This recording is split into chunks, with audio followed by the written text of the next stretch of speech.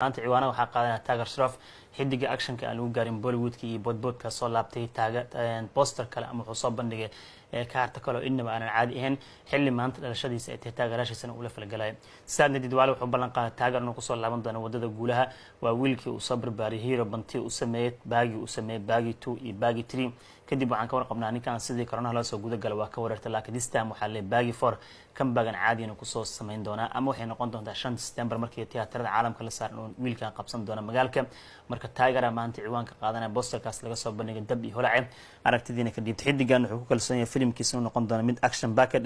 bariyahan action ayaa loo xiisay waa u jidin dhiig ka socdo sidoo kale tan dabcan secretka u shidan